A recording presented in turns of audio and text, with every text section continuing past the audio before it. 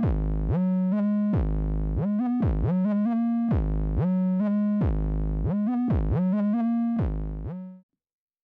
right, all right, all right. Really cool guest, big guest for Chainlink Sports. I have Dr. Josh Heenan, but he's going by Josh for this interview. So, Josh here, he's the founder and president of Advanced Therapy and Performance, and he's also the creator of the 90 mile per hour formula, very popular amongst college programs and pitchers all across the country. So, Josh, thank you so much for hopping on with me. What's going on? Hey, thanks for having me, Nico. Sounds good, man. So, what I want to know is, I guess, what was like the origins of the 90 mile per hour formula? Like, what made you want to start it, and then what are the keys of obtaining a arm that can throw 90 miles an hour? So, I'll give you the longer backstory. The longer backstory is that I was a high school pitcher, played into college, low-level JUCO, transferred D1 after a shoulder surgery, and then ended up being cut twice and ended up entering the strength and conditioning world, knowing that I was going to do that since I was probably 13 years old. My whole thing was, I always trained hard, and I always felt like I should be throwing the ball harder. Growing up, I topped at 85 in high school and in college, but I was, a low 80s guy that got outs. And my whole thing was that there has to be a uniform way to throw harder. And when I got deep into the strength and conditioning world, I started to see a lot of trends, and the trends basically stuck out to me very quickly. And I think, what were those trends? The trends were basically that there was two groups of athletes that we would get. There was we'd have guys that are potential big leaguers that could throw really well, right. And could hit spots and dot up three pitches, whatnot, and had the natural characteristics of a quote unquote big league pitcher, but they didn't throw that hard. They were like high 80s. And then you have we'd have a couple of like outfielders, infielders that were low to mid 90s across the diamond, and you put them on the mound just messing around in inner squads, and they're 93, 94. And I'm like, what the hell is the difference? Like, one is like a very legit potential big leaguer, and the other one's just a stud athlete. Like, what are the categories what's the difference between the two? And for me, I'm kind of meticulous in terms of taking down our notes and tracking our athletes' progress. And being in the college setting, you get like 30, 40 guys per season, but then being in the private setting, we're getting hundreds of athletes a year coming through our program and training, and then doing all of our stuff online. Now we're dealing with thousands of athletes. So all of a sudden we start seeing these trends, and the trends where the guys could reverse lunge really well or split squat really well, the ones that are throwing really hard and throwing above 90. Their body weight is, I have a metric that I put up as a body weight potential or a momentum potential, which is 2.5 times your height in inches. So if you're 70 inches tall, we want you to be about $185 for your weight. And that's just a baseline. So we started to see these things in terms of the size of the player, their split squat or reverse lunge, their deadlift, and then their chin up. And so I started seeing these things. And once I realized that, like, wait a second, every single person that I had, and I'll never forget the first 10 guys that I had, and they all hit the criteria that I had put out. And they all went from, 84 to 92 or 87 to 91. And I'm like, wait a second, there's something here. Yeah. And then after about, I would say it was like 400 or 500 data points, I was just like, all right, this is no longer a trend. This is something that's actually there. So the formula. Is that like a baseline? Like you have to get like 400 or 500 to like experiments, No. So I didn't do it in terms of like publishing research. What I did was basically just taking anecdotal things that I saw, if you see something enough, like you start to follow that. So right. For me, once I found the data points, and the data points for those listeners that don't know, are your height in inches times 2.5 has to be your body weight, bare minimum. A deadlift of either sumo, trap bar, conventional deadlift of 400 pounds, minimum. And I'm agnostic to whatever variation you choose. I think it's all just a way to monitor transfer of force from the ground. Then we look at your reverse lunge. Can you reverse lunge either 1.5 times your body weight on each leg, or can you do 10 reps of your body weight in external load? So if you weigh 200 pounds, can you do 10 reps there? Or if you're 200 pounds, can you do 1.5 times your body weight? So that would be 300 pounds for reverse lunge. And then a chin up of total of 250 pounds. So if you're 200 pounds, you got to strap 50 pounds to you, do a chin up. That is our baseline formula for strength and size metrics. And then we need you to throw 300 feet in the long toss. That long toss is kind of our checks and balances to making sure that it transfers to our sport. We know that if you can do those things, you have 90 in the tank, and as long as you are able to transfer that to the mound, and there's no mechanical breakdown on the mound, which is very easy to see when you have a long toss or a running gun that's 90 miles an hour, or a long toss that's 300 feet. We know that there's 90 in the tank. And then if you're on the mound and let's say you're 81, we know there's a mechanical breakdown. Let's look at it. And it's very easy to see. So it's kind of cut and dry. It's very simple when you look at it like that. So for me, once I figured it out, I was like, I kind of sat on that information for like 2 years. We just had private clients that would come in, get really good results. And I kind of just kept taking notes.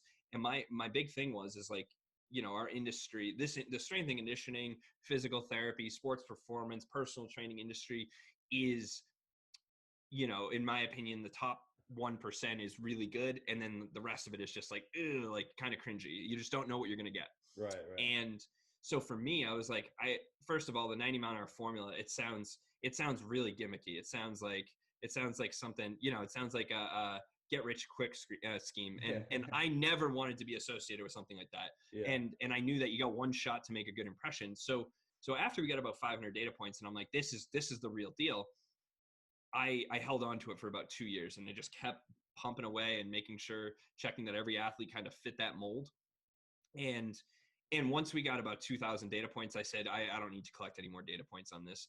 I know what it is, and I'm going to share it with everybody because, I think, one, it's really good for the baseball community. I think you as a catcher want to work on your pop time. I think, and I don't know how you have gone about it in your career, but I know that, my peers growing up, if they want to work on their pop time, they would literally just like have dad stand there and be like, all right, are you getting faster? And now we're in a video age where it's like, okay, now you can take video of that and be like, all right, well, work on your transfer. And I feel like, as someone I work with, all athletes, primarily baseball players, but all athletes, and then a ton of catchers, ton of pitchers, ton of position players. But I feel like catchers kind of get stuck in this mold of like, oh, I got to work on my transfer. And for me, I don't really, I care about the transfer, but usually to me, it's guys got to be able to throw the ball really freaking hard to be able to improve their transfer and improve their pop time. And sometimes it is a transfer thing. But for me, I want to be able to have a strategic, linear way of looking at how to progress an individual. And so I wanted to share that with the baseball community. And now that's kind of, it's picked up steam because we offer a lot of case studies and we offer a lot of free stuff for athletes that are trying to improve themselves. Right. And in my experience, in terms of catching, like I've always been told like fast feet is always like really important. And then I think everybody just kind of expects like the arm to be strong, but they either don't know how to make it stronger or they're afraid to teach somebody to make it stronger because they could blow it out, because like the arm could be like a fragile thing, like, everybody's different and all that. But, like it's good that, you've kind of had like a calculated, formula and like steps to take it. And what I want to ask you is like, so like you mentioned like, split squatting, like 1.5 times like your body weight or like whatever you said. Yeah, reverse lunge. Yeah. So like, how did you come up with like that one, like why 1.5 and why not 2.5, or like how did you get to those like specific numbers or like the 250-pound chin up? So honestly, I literally just started tracking it and just started putting it in an Excel sheet. And then I would start to tease it out and just look at it very bare bones and be like, all right, here's 100 guys, 30 of them throw 90, 30 of them don't. What do these 30 do? And I would just look at it. It wasn't, looking back on it, I've always been a good assessor of trends in terms of like patterns and pattern recognition, whether it's in like a therapy clinic and working with a shoulder, like post-op shoulder, or someone that is, struggling with a different lift, things like that, or a mechanical flaw on the mound or someone swinging. So it just was a pattern and, you see enough patterns and you recognize. Okay. Yeah. I mean, that makes sense. It's pretty Yeah, self-explanatory. Yeah. yeah, So you also mentioned that you played, and I think it's important, for people that I think that if you get involved with sports as an adult, it's always helpful that you played, and I think that college is definitely almost like the baseline for people that like really understand what they're talking about. So, like, what from your playing days are like currently still like helping you with your passions and like the way like you run your business or like the way you work with clients? yeah. Well, and I will say, like, if you go and you look up like our where I played at Massasoit Community College. That's the only like actual college diamond I step onto. Um, it's low level junior college. I mean, it was very mediocre ball. In there's very good ball in there, but I'm saying in general compared Yeah. to high level D1 SEC type stuff, Yeah, of course. it's low level. Um, I think for me, it's just realizing that, I think one of the things that sticks out is I had a coach who was very well intentioned. And I pulled aside one day. I said, hey, listen, like, I'm getting outs. We're winning games. I'm not letting up any home runs. Like I'm not walking the park. I'm doing what I need to do in terms of being a quality athlete and producing for the team, but I'm not throwing harder. What Yeah. do I need to do throwing harder? And he kind of gave me the basically, some people just aren't supposed to throw hard. And um, I'm a Boston boy. I don't know if I can swear on this podcast. I won't. But Oh, like go the ahead. thoughts, You're good. but the fucking thoughts going through my head on that, I was like, "Fuck you!" And I didn't, and Yeah. I meant that in the nicest possible way. It, Yeah. like because he's a good guy, and I liked him, and I still like him. But I think that's the thing that drives me nuts, and the thing that really stuck with me is that the industry doesn't have standards. And there's a lot of people that are just so mediocre at their job that just don't understand how to progress an athlete. And if they're not given a great athlete, they're not going to be able to make them better. I had another coach that I worked with was a very good coach, but he would often joke in recruiting. He's like, once a project, always a project. He's like, I never want to take. He's like, I never want to take a guy that's like, he's got two really good tools, but like he can't run. Like I'm not going to take him. He's like, I'm Yeah. just straight. He's like, because I can't. And kudos to him. He's like, because I can't develop that person. Yeah. If that's how you have to be as a coach, that's great that you are self-aware enough. So that self-awareness is important to me. But I think the big thing to me is kind of, if you're really good at what you're doing, you can simplify it, and then you can produce it across many different platforms, and you can help a lot of people. And you can don't take no as an answer that's acceptable if you truly believe that there is a way to do it. Right. And I think that old school coaches are more, like it is what it is, like this kind of player you are, you know what I mean? And like there's like now a new age of people where it's like things can be broken down into numbers and you can now watch a video and really get like those like specifics out. So, you know, I think like certain coaches might just have like a limited mindset. I mean, like, I'm not sure if that's been your experience or not. To an extent, yes, but I also think I think we got to give coaches. I think I publicly probably give a lot of crap for coaches, but at the same time, I think it's not easy being a coach, and it's not Oh, of easy course not. trying to. My wife is a medical doctor. She's a pediatrician and an internist. If you walk in to her clinic, she needs to know the widest array of conditions and cases that could possibly come in. It could be literally anything that you walk in, and that she has to be able to assess, diagnose, differentiate, get you in the right hands of the right person, and then prescribe something to Right. help you.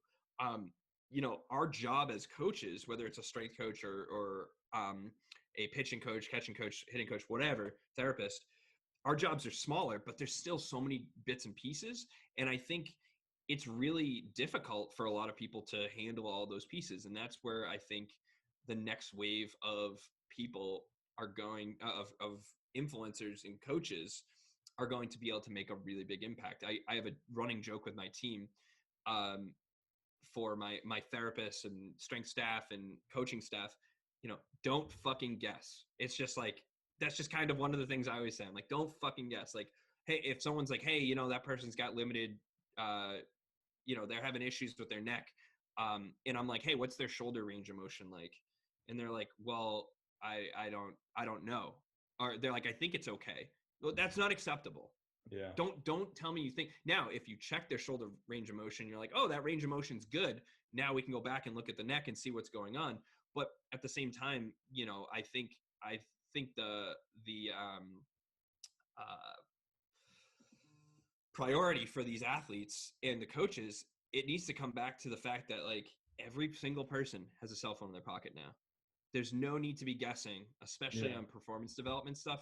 I'm ironically holding a pitch logic ball. I think this costs what, $100-$200, which is a lot of money. I understand that, but for many things. But at a college baseball program level, a $200 purchase that's going to tell you spin rate and velocity on every single throw is probably very, very valuable tool. And if you can't afford this, then use the phone that every single kid has in their pocket and let's take some video and start breaking it down. So I think there's always a way to do it. And I think kind of squashing excuses on why we don't do it is one of my big pet peeves and things that I really want to push forward with the industry, whether it's baseball or training or therapy.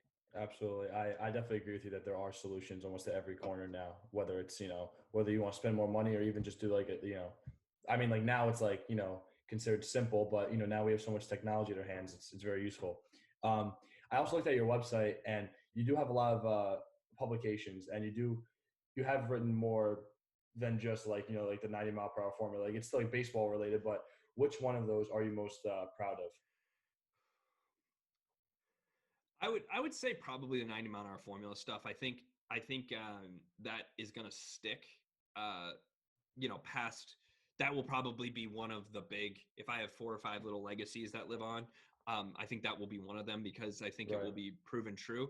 I think the information we share, probably the thing I'm most proud of, is we did a internal survey study with 336 baseball players that have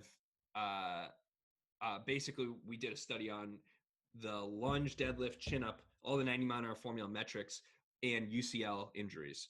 And we came up with some really, really interesting findings that we'll eventually end up publishing. We're going to do a bigger study with more diverse athletes and really kind of go through a bigger spectrum. But what we found that was really interesting is if you can reverse lunge 1.5 times your body weight, and we didn't, and to preface the study, we didn't look at throwing mechanics. We didn't look at the use, like overuse history. We didn't look at any of like what you would consider as like baseball metrics to be like, oh, that guy's going to have Tommy John, or he did have Tommy John. All we looked at were size of the athlete, strength metrics, and the chin up, deadlift, lunge. Did they throw weighted balls, and how hard they threw. So what was their running gun? What was their mound velocity? And we had guys that were, triple digits. So there's plenty of range in the study. If you could reverse lunge 1.5 times your body weight, we found that you increase your odds of not having a UCL surgery by 98 point, I think it was 5 or 6%. So let's just call it 100%. We'll round up. And if you're going to blindly, based on that information, which is not, published in research or whatever, but we will get it done at some point, I promise.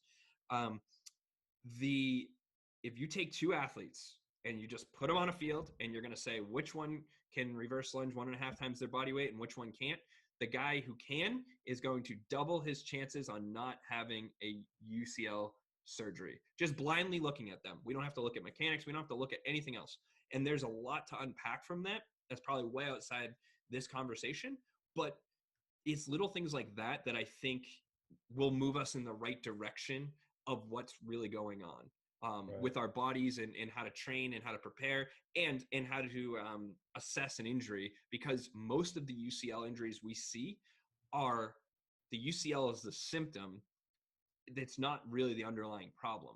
And that's something that I want to fix, because this UCL epidemic is a bit out of hand, in my opinion. Absolutely. And it's something that we can curtail that. And if we can keep people playing longer and having fun, and yeah, sure, I love trying to, work guys through minor leagues, get them to the big leagues, whatever. But keeping a guy off of the surgical table is more rewarding than, getting guys to the highest level of sports. Right. That's fascinating to me that, based off of your reverse lunge, you can get like increase your chances of not having surgery. That's awesome because I've had friends that gotten injured, had to get Tommy John and all sorts of injuries. So that's awesome. So last question I have for you is, what is, I guess on like a general scale too, you can answer this, like what's the biggest weakness you see in young athletes on both like the high school and college level? Like the one thing that across the board is like most kids need to work on. So the number one thing is, I would say, just owning their own body weight strength. So if you really dig into the 90-mile-an-hour formula information that we have, everything kind of, if you tease it all out, it all basically comes back to, if your relative strength is good in a lunge, deadlift, chin up, um, squat, push up, like basically any movement, if the higher you can increase the weight load on your body versus your body weight, the better off you're going to be. So just like that reverse lunge information I just gave you, the 1.5 times your body weight, decreases risk of injury. We found similar things with the chin up and the deadlift. Now, they weren't as significant as the lunge, but they're there. And I think the biggest thing is that if you're the thing that scares me the most, we have guys come in at least a couple times a year. We'll get a guy that comes in who's 6'1", $150, can throw 92 to 96, is getting looked at, they're 16, 17 years old. They're big time guys, and they're huge liabilities. They can't, you put them in a lunge, you put them in a body weight lunge, and you say, hey, I just want you to lunge across the room, and they fall over. And I'm like, you're trying to throw 96 miles an hour and you can't even like lunge forward. That's terrifying. And so I think, if athletes can take it on themselves, not wait for their mom, dad, coaches, prospective coaches to tell them, you need to be able to own your own body weight. If you can't do a chin up, if you can't do a push up, if you can't lunge with your body weight in external load, with perfect form in a reverse lunge, if you can't deadlift 300 or 400 pounds as a good high school athlete, not only are you leaving a ton of performance gains on the table, forget about sport. I don't care if you're a baseball player, golfer, soccer player, football player, it doesn't matter to me. Right. If you can't do those things, you're leaving a ton of performance metrics on the table that you could be a lot better. And you're also leaving a lot of room for potential injury. And the guy who's going to be on the field out there making plays and performing at a higher level consistently is the guy that's going to get the opportunities. Yeah, absolutely. I mean, yeah, that's pretty much, the basics for all, competitive athletes. But yeah, and I actually interviewed a strength coach from Arizona football, and I asked them about certain kids and how he has to like make certain programs for certain kids, and he goes like, I'm not gonna push somebody to lift a weight when they can't do like 30 or 40 push-ups, and he goes, everybody sees football as like these like guys are just constantly yelling. He goes, dude, like these guys gotta learn how to move their own bodies, and then move their bodies with like pads in them too. So like it's interesting to see that like both baseball, football are kind of crossing over here. Well, we're dealing, and the thing is that, and that's again, I think your information is a good testament to the general population. I think the general population, regardless of their experience, thinks that there's so much different between all these things. And reality, we're building humans. We're building really efficient movers that can do things that a lot of humans can't. So, but we need to figure out how to optimize that. And if I sent that guy a baseball player, he's going to, look at him very similarly as a football player as I would a baseball player. Just they're humans. They're humans that move, and we want them to move bigger, faster, stronger. That's it. Yep, absolutely. Well, Josh, you've been really generous with your time, and that's all the questions I got for you. So thank you very much for hopping on. Thanks for having me, Nico. Awesome. This is good talking to you, and be well with everything. Yeah, you too.